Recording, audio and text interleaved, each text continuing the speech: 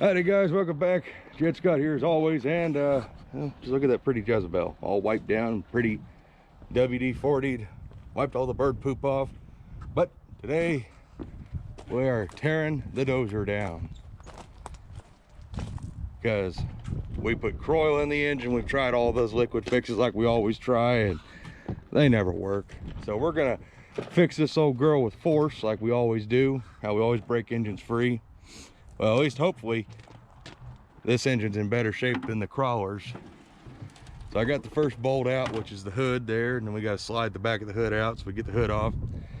Had the valve cover off, we've had the spark plugs out, we've cleaned the water out. There's water in one of the cylinders, which is good and bad. Good in the fact that it held water, so that means it ain't got a hole in the sleeve, hopefully. Bad in the fact it had water in it, but it was pretty clear water, what Dad said. So we start the arduous task of tearing all this crap apart, and I've been WD-40ing it and oiling it down, so hopefully it comes apart fairly easy. But it's a pretty good sized job to tear this engine apart to the extent we need to. There's a lot of parts that got to come off just to get the head off. I think the intake and exhaust combo is definitely gonna have to come off. What are them, 3/4? So we're gonna set you guys up on a little tripod thing, stop moving, and we'll speedy footage this, tearing it apart, because it's gonna be a long, heavy task. Lots of nuts and bolts. Ooh.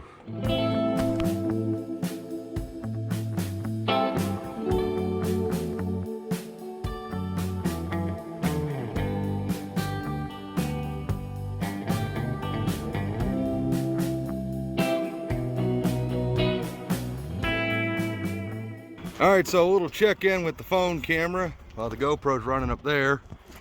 Rockers and everything is in actually really good shape. The push rods came out, unlike the other crawler, which I had to beat them all out of. There's Anna, she's watching. And we got Michael. So some of the valves are stuck, some are free. So now we got to start the arduous task of all the head bolts and head studs, because there are some of these that just absolutely, they are the embodiment of suck to get out. Those ones right there. And that guy. Oh yeah, we got to take this manifold off, this manifold free, the water manifold, the intake exhaust combo. So it's quite a bit of stuff, and it's greasy and dirty, but at least it's in much better shape than the other one. So Dad, Michael, they're getting the intake exhaust combo off. That's going to be heavier than crap. Those studs don't even have nuts on them. Oh, that's wonderful. Oh, you got to take the carburetor loose. Yeah. That's not going to be fun. So we'll get back to work.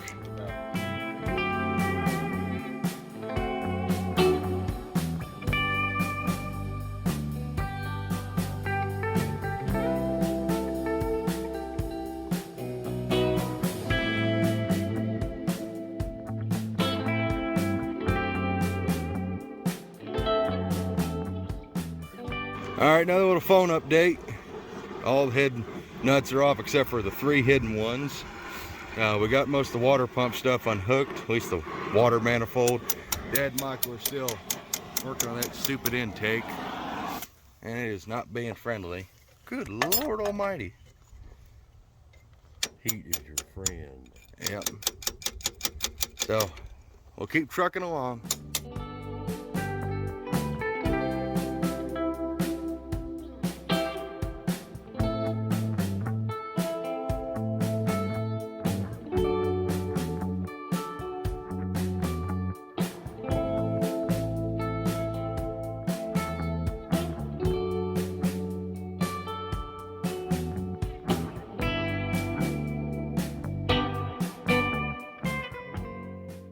Keep working. I'm trying. I didn't give you permission to stop working. Wah, wah, wah, wah, wah, wah. Who am I? I'm trying to work. I was trying to be Randy. Well, you ain't got a cigarette in your hand. You're not sitting in a pickup. Oh, yeah.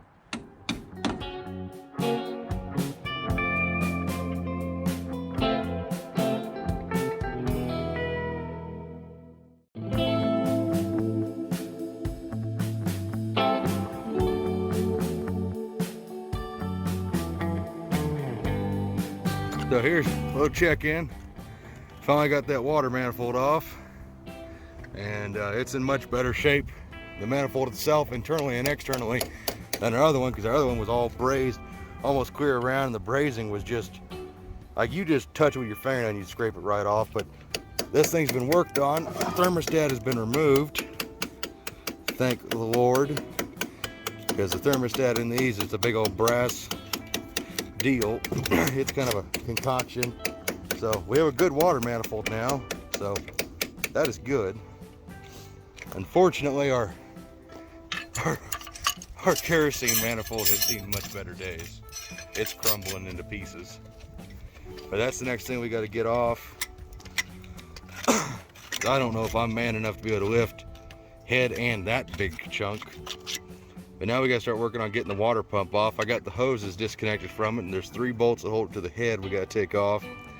And then figure out how it's coming off, because this has a different air cleaner tube setup than the other one. The other one, it's way out of the way, so it made it easy just to get the radiator or the water pump out. This one, there's a bunch of stuff in the way. So, yep. Piece of the puzzle.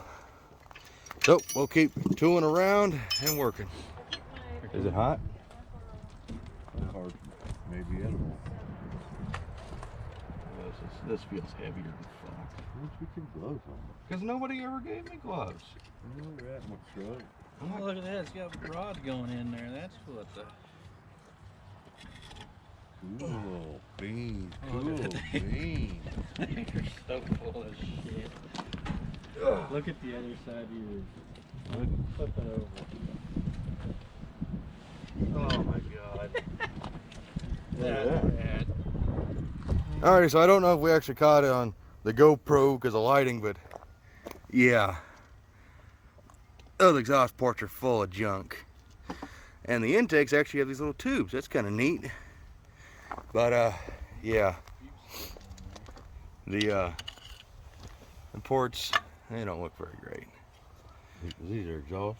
Yeah, those are exhaust. It's just like the WD. 1 intake feeds 2.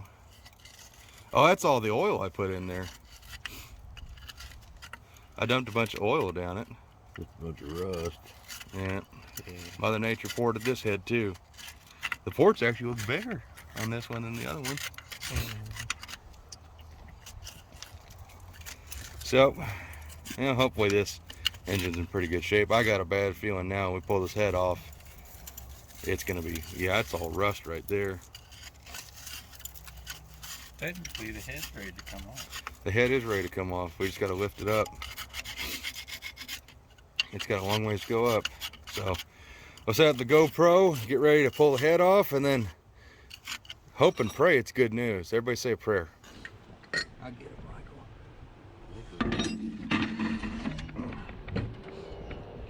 That guy's got a number on it. Got it? Yeah.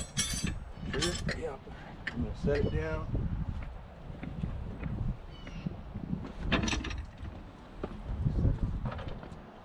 Stuff it was in the water pump. Oh, God. Yeah, that's pretty bad.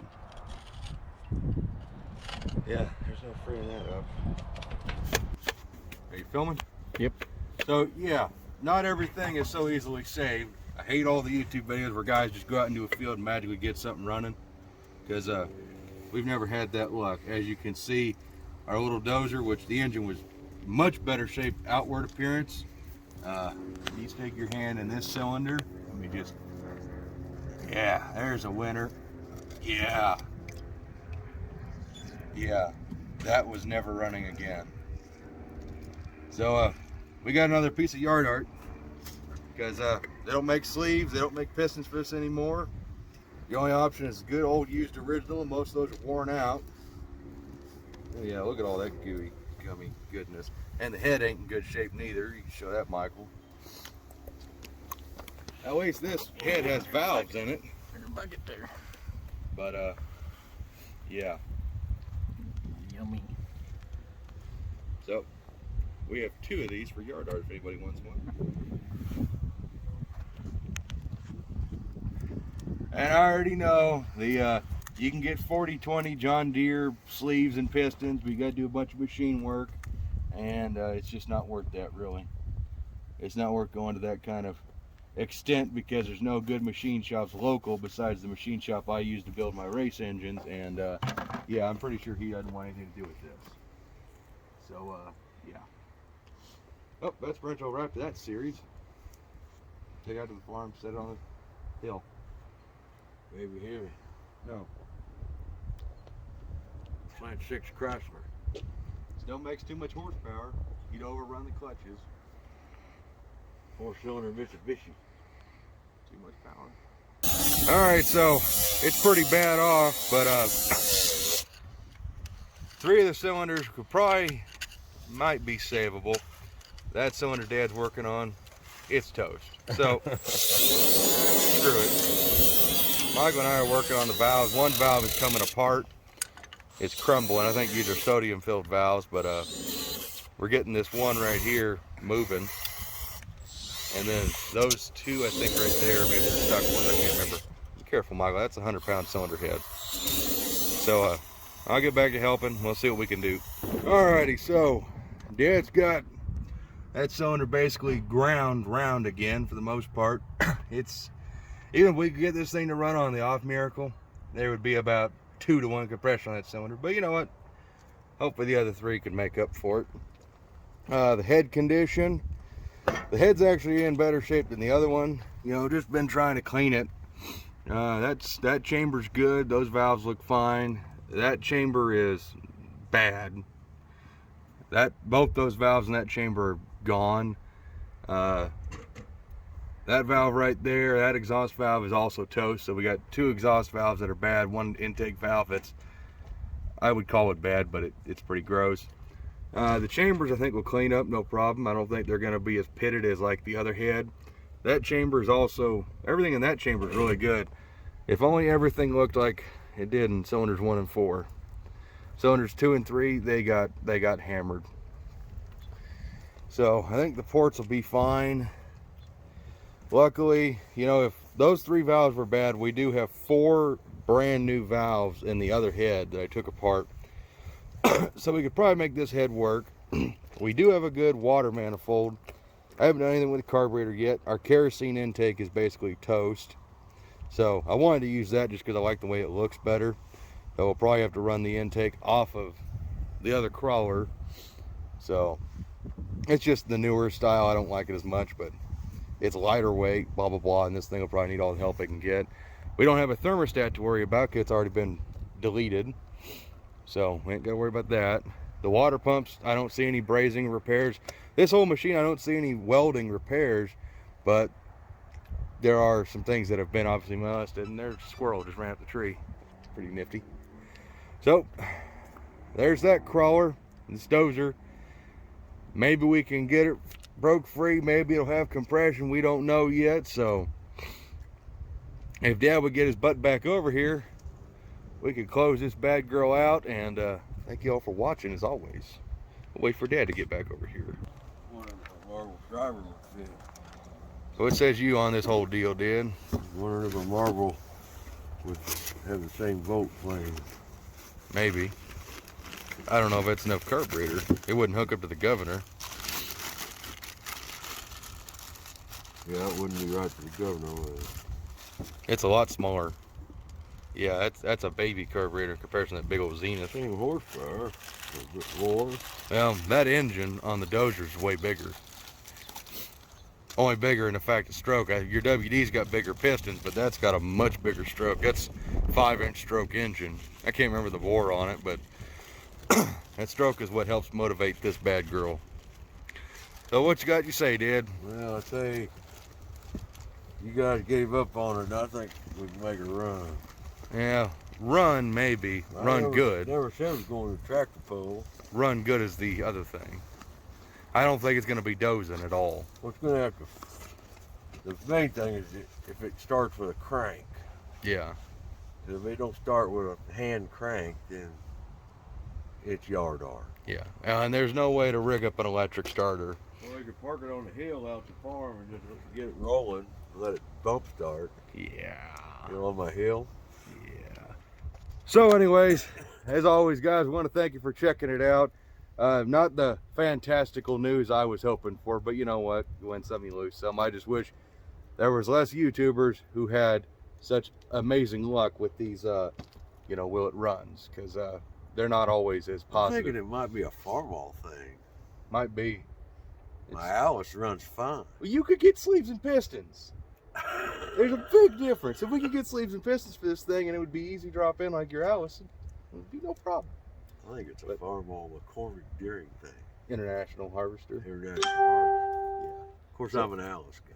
I am Because too. I like orange. But I also like things with tracks. But thanks for checking it out, guys. We'll see you in the next one. Bye-bye. Bye-bye. That was kind of gay. That was pretty gay.